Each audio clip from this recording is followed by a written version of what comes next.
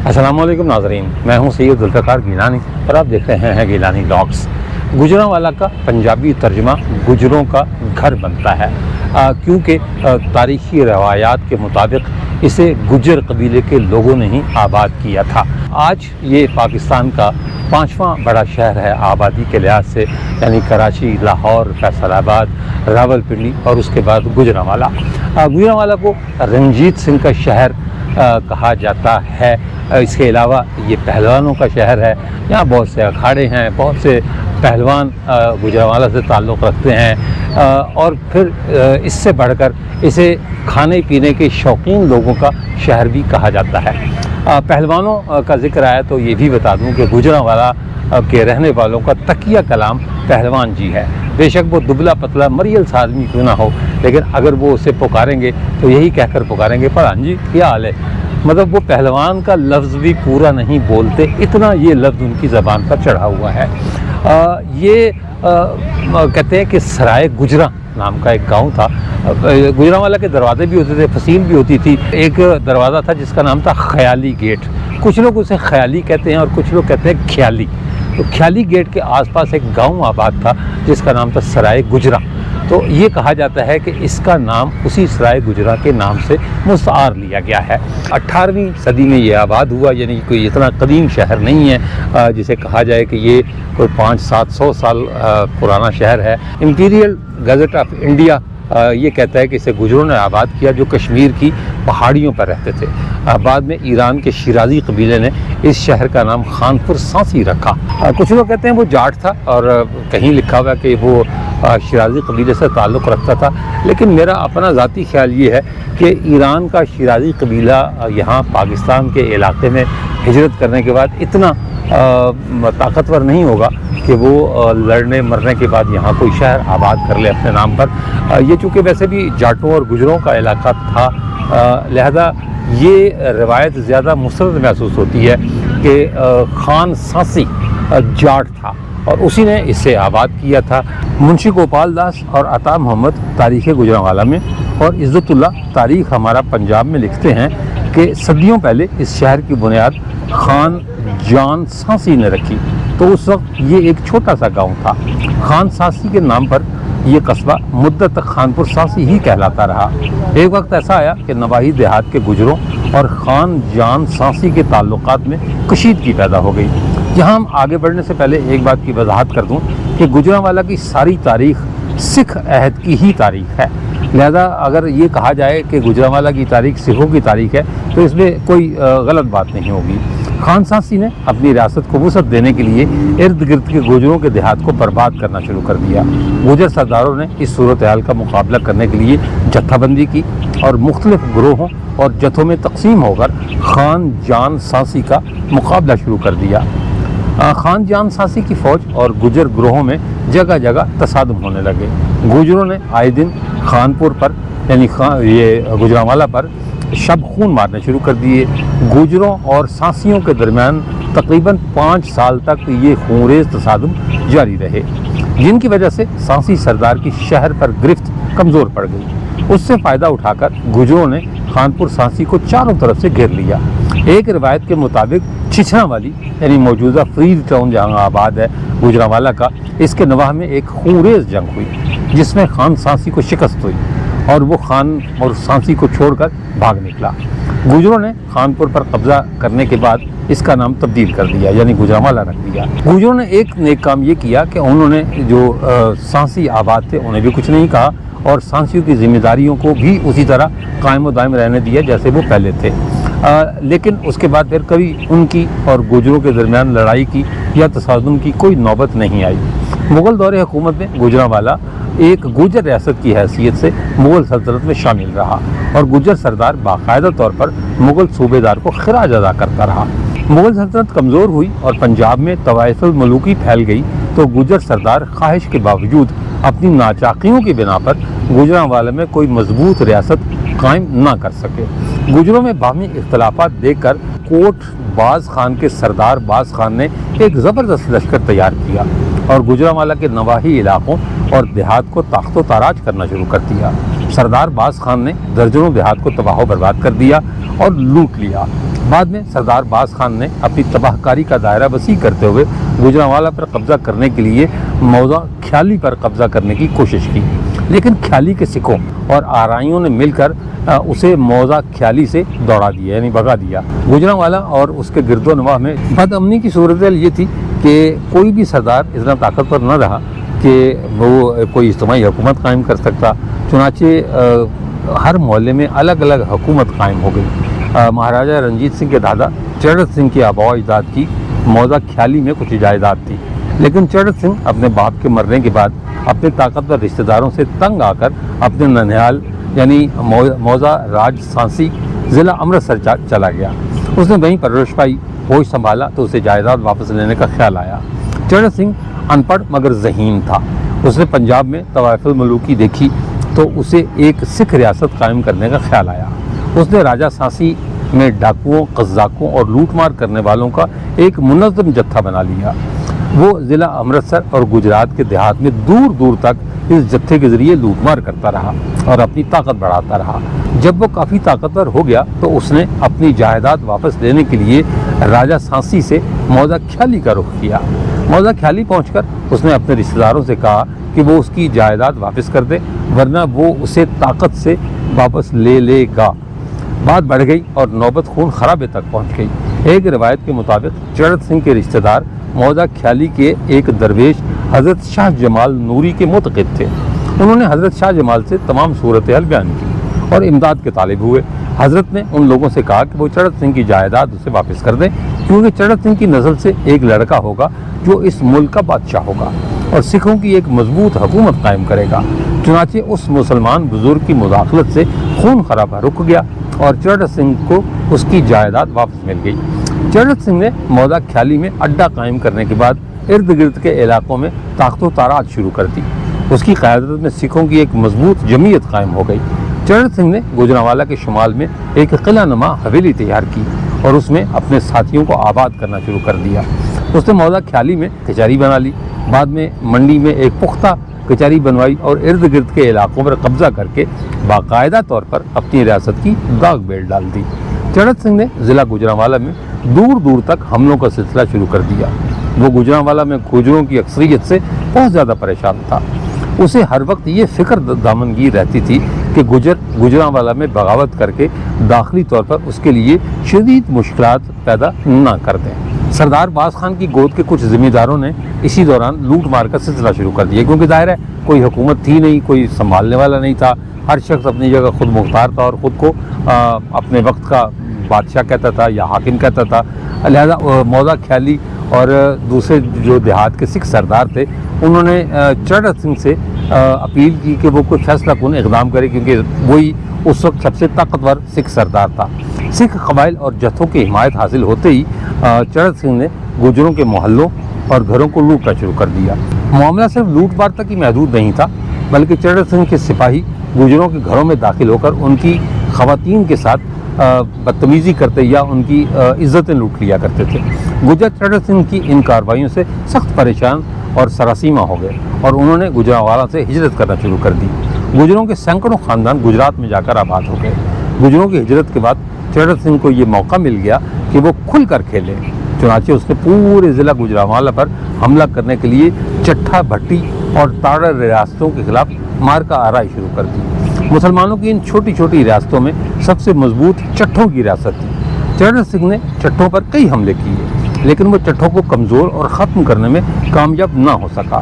چرت سنگھ نے سکھ ریاست قائم کرنے کے لیے جو زبردست منصوبہ تیار کیا تھا وہ اس کی زندگی میں پایہ تکمیل تک نہ پہنچ سکا، لیکن اس نے اپنی اولاد کے لیے ایک زبردست منصوبہ چھوڑا جسے تکمیل تک پہنچانے کے لیے اس کے بیٹے مہا سنگھ نے زبردست کردار ادا کیا۔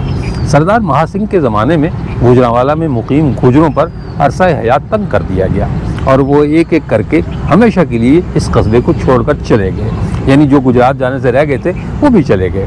حالانکہ یہ وہی شہر تھا जिसे बनाने और बसाने के लिए उनके आबाओ अजदाद ने बहुत मेहनत की थी। सिखों ने जहाँ बहुत से कस्बे और देहात के नाम तब्दील कर दिए थे, मुमकिन है कि उन्हें इस कस्बे के नाम की तब्दीली का ख्याल भी आया हो, लेकिन गुजरांवाला का नाम तारीखी हकीकत बनकर जगमगाता रहा। चरण सिंह के मरने पर उसकी रानी देसा कौर वड़ाइच ने अपने 9 उम्र बेटे महासिंह की तरफ से रियासत पर खुद काबिज होकर हुकूमत संभाल ली। महासिंह की उम्र उस वक्त 7 साल थी। कुछ जगह लिखा हुआ है कि वो 10 साल का था। जब महासिंह जवान हुआ और अपना नेकोबद पहचानने लगा तो उसने कुछ बुरी और मशकूक बातों की बिना पर अपनी माँ को कत्ल करके एक तरफ किया और हुकूमत की बागडोर अपने हाथों में ले ली। अब वो अपने हमराही सिख सरदारों की तरफ मुतवज्जे हुआ। उसने अपनी दानाई और हुस्न इंतज़ाम से इस हद तक अपना असर और रसूख बढ़ाया कि तमाम सिख सरदारों ने उसे अपना सरबरा तस्लीम कर लिया। गिरदो पेश में उसकी क़ुव्वत की धाक बैठ गई। अब वो जिस तरह भी रुख करता, कामयाबी उसका साथ देती। महासिंह ने अपने बाप चरण सिंह के ख्वाब को शर्मिंदा ताबीर करने के लिए बहुत काम किया।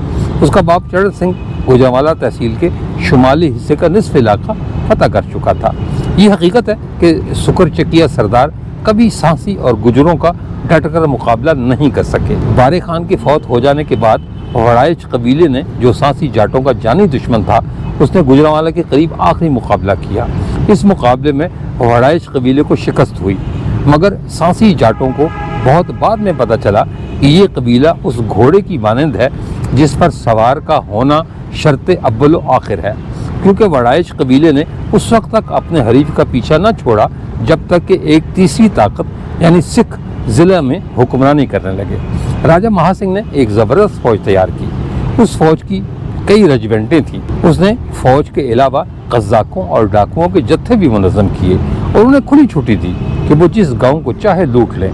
तारीख की वर्क गर्दानी से पता चलता है कि राजा महासिंह ने सिख फ़ौज की तरबियत के लिए बाज़ फ्रांसीसी फ़ौजी अफसरों को भी अपने यहाँ मुलाजिम रखा। उसने बाकायदा तौर पर सिख सल्तनत की दाग बेल डाल दी, जिसके लिए उसे चट्ठों, भट्टियों, तारड़ों के अलावा अपने बाद सिख हरीफों से भी लड़ना पड़ा। महासिंह को बाद ऐसे सिख और हिंदू सरदारों की ताईद व हिमायत भी हासिल हो गई जो फौजी एतबार से बड़े मजबूत और अच्छी क़ुव्वत के हामिल थे। इनमें सिंधु खत्री, वैसा सिंह और हरि सिंह नलवा जैसे जाबिर ज़ालिम सिख सरदार भी शामिल थे, जिन्होंने अपनी फतूहात से सिख सल्तनत को बड़ी वुसअत दी। महासिंह के हमलों ने भट्टियों और चट्ठों को कमज़ोर बना दिया। चरण सिंह से लेकर रंजीत सिंह तक तमाम सिख सरदार जिन मुस्लिम कबाइल से बरसरे पैकार रहे, उनमें चट्ठे खास तौर से काबिल ज़िक्र हैं। महासिंह की मौत के बाद उसका बेटा रंजीत सिंह उसका जानशीन मुकर्रर हुआ। उस वक्त रंजीत सिंह की उम्र 10 साल की थी। रंजीत सिंह जवान हुआ तो उसने गुजरांवाला को दारुल हुकूमत करार देते हुए सिख सल्तनत के क़याम का बाज़ाब्ता ऐलान किया। शुरू का कुछ अरसा उसने महाराजा की हैसियत से गुजरांवाला में ही गुजारा। रंजीत सिंह के जनरल हरि सिंह नलवा ने उस जगह, जिसे कच्ची कहते हैं, एक किला तामीर कराया। इस किले की ड्योढ़ी उस जगह थी जहाँ इस वक्त डिस्ट्रिक्ट जेल गुजरांवाला का सदर दरवाज़ा है। इस किले की बुनियादों के आसार अब भी मौजूद हैं। इस फसीलदार शहर के दरवाज़ों पर इख्तलाफ पाया जाता है। कुछ लोग कहते हैं कि इसके 5 या 7 दरवाजे थे, कुछ इनकी तादाद 11 और बाज़ 15 लिखते हैं। इनमें से आलकोटी दरवाज़ा, लाहौरी दरवाज़ा, ख्याली दरवाज़ा, शेरांवाला दरवाज़ा, ठाकुर सिंह दरवाज़ा, कच्चा दरवाज़ा, एमनाबादी दरवाज़ा, गरजाखी दरवाज़ा शामिल है। लेकिन सितम ज़रीफ़ी ये है कि इनमें से अब कोई भी मौजूद नहीं। किताबों में महज इनके नाम बाकी रह गए हैं। अगर कच्ची के इलाके की खुदाई की जाए तो बहुत से तारीखी नवादरात बरामद हो सकते हैं और बहुत सी तारीखी मालूमात मंजर आम पर आ सकती हैं। मुवर्रिखीन ने गुजरांवाला के महल्ले वकू पर रोशनी डालते हुए लिखा है कि पुराना गुजरांवाला कच्ची के इलाके में ही आबाद था और शमालन जनूब पर फैला हुआ था। सिख दौरे इख्तिदार में कच्ची को सिविल लाइन की हैसियत हासिल थी, क्योंकि बहुत से सिख अफसरों और सरदारों की हवेलियाँ इसी इलाके में तामीर थीं। लेकिन अब कच्ची के नशेब में गंदगी और गलाजत के ढेर फैले हुए हैं। महाराजा रंजीत सिंह बहुत चालाक और होशियार हुक्मरान था। वो अफ़गानिस्तान की सियासत और हुकूमत पर भी असरअंदाज होता रहा और उसने बरतानवी हुकूमत से भी बराबर की सतह पर ताल्लुकात खुशगवार रखे। उसने चट्ठों के अलावा हाफिजाबाद के भट्टी कबाइल की क़ुव्वत का भी खात्मा किया। उसने अपने हरीफ सिख सरदारों का जोर भी ख़त्म किया और एक वक्त ऐसा आया कि तमाम क़ुव्वतों ने اس کی سلطنت اور اقتدار کو تسلیم کر لیا۔ مہاراجہ رنجیت سنگھ 2 نومبر 1780 کو گوجرانوالا میں ہی پیدا ہوا، لیکن اس کی تعمیر و ترقی کے لیے وہ کچھ نہ کر سکا جو اسے کرنا چاہیے تھا۔ انگریز ڈپٹی کمشنر مسٹر ہینسن کی بقول رنجیت سنگھ نے اپنی جوانی کا بیشتر وقت بھی یہیں گزارا تھا۔ رنجیت سنگھ لاہور میں قبضہ کرنے تک گوجرانوالا میں ہی رہا اور یہیں سے اپنی حکومت کا انتظام چلاتا رہا۔ لاہور کی فتح اور وہاں منتقلی تک گوجرانوالا سکھ حکومت کے دارالحکومت کے طور پر معروف رہا۔ زمزمہ توپ یا بھنگیاں دی توپ بھی کچھ عرصہ گوجرانوالا میں رہی۔ مہاراجہ رنجیت سنگھ کے دادا چڑت سنگھ نے چونکہ لاہور پر سکھ قبضے کے لیے بھنگی سرداروں لہنا سنگھ اور گجر سنگھ کا ساتھ دیا تھا، اس لیے اس نے اس توپ کو غنیمت میں سے اپنا حصہ قرار دیا اور 2000 سپاہیوں کی مدد سے اسے گوجرانوالا لے آیا۔ لیکن تھوڑے ہی عرصے بعد احمد نگر کے چٹھوں نے یہ توپ چھین لی۔ 2 چٹھا بھائیوں احمد خان چٹھا اور پیر محمد خان چٹھا کے درمیان اس کے قبضے پر جھگڑا ہوا۔ لڑائی میں احمد خان کے 2 اور پیر محمد خان کا 1 بیٹا مارے گئے۔ گجر سنگھ بھنگی نے اس لڑائی میں پیر محمد خان چٹھا کی مدد کی تھی، چنانچہ وہ یہ توپ گجرات لے گیا۔ 1772 میں چٹھوں نے توپ واپس لے لی اور اسے رسول نگر منتقل کر دیا۔ یہاں تاریخ میں 2 روایات ملتی ہیں، ایک یہ کہ اگلے ہی سال ہری سنگھ بھنگی کے بیٹے جھنڈا سنگھ بھنگی نے چٹھوں کو شکست دے کر اس توپ کو چھین لیا اور اسے امرتسر لے گیا۔ مہاراجہ رنجیت سنگھ نے 1802 میں بھنگیوں کو امرتسر کے قریب شکست دے کر یہ توپ حاصل کی اور پھر ڈسکا، سوجان پور، قصور، وزیر آباد اور ملتان کی لڑائیوں میں اسے استعمال کیا۔ دوسری روایت کے مطابق رنجیت سنگھ کے باپ سردار مہر سنگھ نے 1780 میں رسول نگر پر حملہ کر کے چٹھوں سے شہر اور توپ دونوں چھین لی تھی۔ بہرحال معاملہ کچھ بھی ہو، گوجرانوالا کا ذکر زمزمہ توپ کے بغیر ادھورا ہے۔ انگریزوں نے 1848 میں گوجرانوالا پر قبضہ کیا۔ 1867 میں اسے میونسپلٹی کا درجہ دیا گیا۔ سکھ دور کے دروازوں کی جگہ برانڈرس، خیالی اور لاہوری دروازے 1869 میں مکمل ہوئے تھے۔ انگریز ہی عیسائی مشتریوں کو یہاں لائے۔ شہر کا پہلا چرچ 1875 میں سول لائنز کے علاقے میں قائم کیا گیا۔ 1881 میں گوجرانوالا کو ریلوے گھنٹہ گھر کا شمار گوجرانوالا کی تاریخی عمارتوں میں ہوتا ہے۔ انگریزوں نے اپنے دور میں، چونکہ اس زمانے میں کلائی پر پہننے والی گھڑیاں نہیں ہوا کرتی تھی، وقت کا اتنا رواج نہیں تھا دیکھنے کا، لہٰذا انہوں نے بر صغیر کے بہت سے شہروں میں اس طرح کے بلند گھنٹہ گھر بنوائے، کلاک ٹاور بنوائے۔ بعض لوگ یہ کہتے ہیں کہ ملکہ وکٹوریہ کے پلیٹینیم جوبلی کے موقع پر یہ گھنٹہ گھر مختلف شہروں میں تعمیر کیے گئے، جن میں سیالکوٹ، سکھر، کراچی، پشاور اور ملتان، اس طرح کے بہت سے شہر ہیں۔ اسی طرح ہندوستان کے بہت سے شہر ہیں جہاں اس طرح کے کلاک ٹاور موجود ہیں۔ یہ کلاک ٹاور جو ہے وہ اس لیے بنائے گئے تھے کہ ایک تو شہر کا مرکز اس کا تعین کیا جا سکے، اور دوسری بات یہ کہ لوگوں کو اس کا مطلب گھڑی دیکھ کر وقت معلوم کر سکے کہ اس وقت کیا ٹائم ہوا ہے۔ یہ گھنٹہ گھر 1901 میں اس کی تعمیر شروع ہوئی، 6 سال اس کو لگے۔ 1906 میں یہ مکمل ہوا۔ کہتے ہیں کہ شروع میں اس پر صرف جو ہے وہ چاروں طرف بڑے گھڑیال نصب تھے جو ظاہر ہے اس زمانے میں چلا کرتے تھے، چابی سے اس کی گھڑیاں چلا کرتی تھی۔ یہ ایک خاص بات ہے کیونکہ بیٹریز وغیرہ نہیں تھی۔ اور پھر جو ہے وہ اس میں ایک گھنٹہ نصب کیا گیا جو ہر 1 گھنٹے کے بعد بجتا تھا۔ اور گوجرانوالا اس زمانے میں چھوٹا شہر تھا، لہذا اس گھنٹہ بجنے کی آواز پورے شہر میں سنائی دیتی تھی اور لوگوں کو یہ پتہ چل جاتا تھا کہ جی 1 گھنٹہ گزر گیا ہے۔ لیکن اب گوجرانوالا شہر بہت پھیل گیا۔ باقی شہروں میں تو خیر چوک بنے ہوئے ہیں، جیسے فیصل آباد کا گھنٹہ گھر ہے، اس کے گرد انہوں نے چوک بنایا ہوا ہے، لیکن اس کے گرد اگر چوک تھا بھی تو وہ سڑکوں کو وسیع کرنے اور آبادی بڑھنے کے حساب سے پھر وہ چوک آہستہ آہستہ ختم ہو گیا۔ اب یہ ایک کنارے پر کھڑا ہے، خاموش ہے، نہ اس کی گھڑی چلتی ہے اور نہ اس کا گھنٹہ بجتا ہے۔ شاید بہت کم لوگ جانتے ہیں کہ گوجرانوالا وہ بدقسمت شہر بھی ہے جس پر اپنی ہی حکومت نے بمباری کی، لیکن اس کا ذکر پاکستان اور ہندوستان کی تاریخ میں کم ہی آتا ہے۔ دشمن پر ہوائی جہازوں سے بمباری یا آتش گیر مادہ پھینکنے کی پرانی تاریخ ہے، لیکن شاید گوجرانوالا وہ پہلا شہر قرار دیا جا سکتا ہے جہاں نہتے عوام کے مظاہروں کو کچلنے کے لیے پہلی بار بمباری کی گئی تھی۔ ہندوستان کی برطانوی حکومت نے 18 مارچ 1919 کو انارکی و انقلابی جرائم ایکٹ منظور کیا، جس کے تحت حکومت کسی کو بھی دہشت گردی کے جرم میں گرفتار کر سکتی تھی اور بغیر عدالتی مداخلت کے 2 سال تک جیل میں رکھ سکتی تھی۔ ایکٹ منظور کرنے والی کمیٹی کا سربراہ انگریز جسٹس سڈنی رولٹ تھا، اس لیے یہ قانون رولٹ ایکٹ کے نام سے مشہور ہوا۔ 13 اپریل 1919 کو امرتسر کے جلیانوالہ باغ میں اس قانون کے خلاف ایک پرامن مظاہرہ ہوا۔ اس وقت یہاں بیساکھی کا تہوار منانے والے سکھ بھی موجود تھے۔ جنرل ریجنالڈ ڈائر کے حکم پر اس مجمع پر گولی چلائی گئی، جس سے برطانوی حکومت کے بقول 379 افراد ہلاک اور 1200 زخمی ہوئے، لیکن کہا جاتا ہے کہ مرنے والوں کی تعداد 1000 سے زیادہ تھی۔ اس سے اگلے روز یعنی 14 اپریل 1919 کو ہندوستان کے مختلف شہروں میں فسادات پھوٹ پڑے، جن میں گوجرانوالہ بھی شامل تھا۔ شہر میں حالات کنٹرول سے باہر ہوئے تو فوج طلب کرنے کا فیصلہ کیا گیا، لیکن فوج فوری پہنچ نہیں سکتی تھی۔ قریب ترین فوجی دستے سیالکوٹ میں موجود تھے، جن کے آنے میں کئی گھنٹے لگتے، اس لیے ایئر فورس کی مدد لینے کا فیصلہ کیا گیا۔ دوپہر کو تقریباً 3:10 پر لاہور کے والٹن ایئرپورٹ سے رائل ایئر فورس کے 3 ہوائی جہاز گوجرانوالہ پہنچے۔ جہازوں نے 700 فٹ سے 100 فٹ تک کی نیچی پروازیں کی۔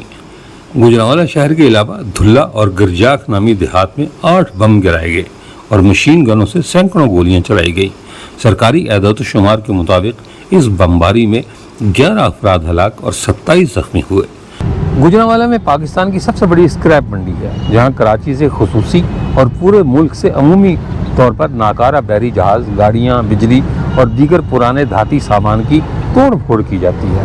ہر قسم کے گھریلو اور ہوٹلوں کے برتن اور دعوتی ساز و سامان بھی یہاں تیار ہوتے ہیں اور پورے ملک میں اسے بھیجا جاتا ہے۔ سلور اور اسٹین لیس اسٹیل کے برتن بھی بڑے پیمانے پر تیار کیے جاتے ہیں۔ پنکھا سازی، washing machine, cooler, plastic, moulded furniture کے کارخانوں کی کثیر تعداد یہاں موجود ہے۔ اعلیٰ قسم کی سرامکس اور سینیٹری مصنوعات تیار کرنے میں گوجرانوالہ صف اول میں ہے۔ کپڑا سازی، ویلوٹ اور جائے نماز تیار کرنے، ہلکی اور بھاری مشینری سازی، بجلی، گیس اور واٹر پمپس کی مصنوعات تیار کرنے میں بھی اس شہر کا کوئی ثانی نہیں۔ گوجرانوالہ بہت سی مشہور شخصیات کی جائے پیدائش بھی ہے۔ قیاس کیا جاتا ہے کہ سنسکرت کا مشہور شاعر کالی داس بھی گوجرانوالہ میں پیدا ہوا تھا، جبکہ مہاراجہ رنجیت سنگھ کے علاوہ ہری سنگھ نلوا اور رنجیت سنگھ کی آخری بیوی مہارانی جند کور بھی گوجرانوالہ میں پیدا ہوئے۔ اسی طرح امرتا پریتم، عبدالحمید عدم، میرا جی اور نون میم راشد جیسے شاعر بھی گوجرانوالہ میں پیدا ہوئے۔ ہندوستان کی مشہور گائیکا سریا، اداکار رتک روشن کے دادا موسیقار روشن اور اداکار گووندا کے والد بھی گوجرانوالہ سے تعلق رکھتے تھے۔ گوجرانوالہ کی اصل پہچان فن پہلوانی، پہلوان اور اکھاڑے وقت گزرنے کے ساتھ ساتھ بالکل ختم ہو گئے ہیں۔ اب کچھ جگہوں پر کوئی 1-2 اکھاڑے موجود ہیں جہاں کچھ لوگ پرانی روایت کو زندہ رکھے ہوئے ہیں، لیکن فن پہلوانی کا مستقبل بالکل تاریک ہو چکا ہے۔ گوجرانوالہ کو عام طور پر رنجیت سنگھ کا شہر بھی کہا جاتا ہے۔ یہاں کے باسیوں کا محبوب ترین مشغلہ روٹی کھانا اور کھلانا ہے۔ ایک دفعہ روٹی کھا کر پھر کہتے ہیں چلو یار پھر روٹی نہ کھا لیجیے۔ فوڈ ہسٹری بھی اس کی بہت شاندار ہے۔ چڑے یہاں خاص طور پر کھائے جاتے ہیں۔ لاہوری تو میرا خیال ہے ویسے ہی بدنام ہے کھانے پینے کے حوالے سے۔ اصل کھانا پینا اگر آپ نے دیکھنا ہے تو آپ گوجرانوالہ آئیے، جہاں لوگ اس حد تک کھاتے ہیں کہ انہیں دیکھ کر بعض اوقات ذہن میں یہ خیال آتا ہے کہ شاید یہ پیدا ہی کھانے کے لیے ہوئے ہیں، کیونکہ 2 طرح کے لوگ ہوتے ہیں، ایک جینے کے لیے کھاتے ہیں اور ایک کھانے کے لیے جیتے ہیں۔ تو گوجرانوالے والے کھانے کے لیے جیتے ہیں، لیکن بہرحال جو بھی ہے بہت پیارا خوبصورت شہر ہے، یہاں کے لوگ بہت اچھے ہیں، ان کا حسن سلوک بہت اچھا ہے۔ اس لیے ہماری دعا ہے کہ وہ بے شک کھانے کے لیے زندہ کیوں نہ ہوں، لیکن اللہ انہیں سلامت رکھے، اسی طرح کھاتا پیتا رکھے، اسی طرح خوشحال رکھے اور یہ شہر اسی طرح آباد رہے۔ چلتے چلتے میں آپ کو یہ بھی بتا دوں کہ تجارتی لحاظ سے ایک ٹرائینگل یعنی تکون پاکستان میں مشہور ہے، جس میں گوجرانوالہ بھی شامل ہے۔ وہ جو کاروباری تکون یا کروڑ پتی یا ارب پتیوں کی جو تکون ہے وہ فیصل آباد، سیالکوٹ اور گوجرانوالہ ہے۔ یہ تینوں شہروں کو ملا کر کاروباری تکون بنتی ہے اور کہتے ہیں کہ یہ تکون پاکستان کی معاشی لحاظ سے یا کاروباری لحاظ سے امیر ترین تکون ہے۔ بہرحال اللہ اس تکون کو بھی سلامت رکھے، اس کی معیشت کو بھی سلامت رکھے اور اس شہر کو بھی ہمیشہ پھلتا پھولتا رکھے۔ اس کے ساتھ اجازت دیجیے، انشاءاللہ تعالی اگلے ولاگ میں دوبارہ ملاقات ہوگی، تب تک کے لیے اللہ حافظ.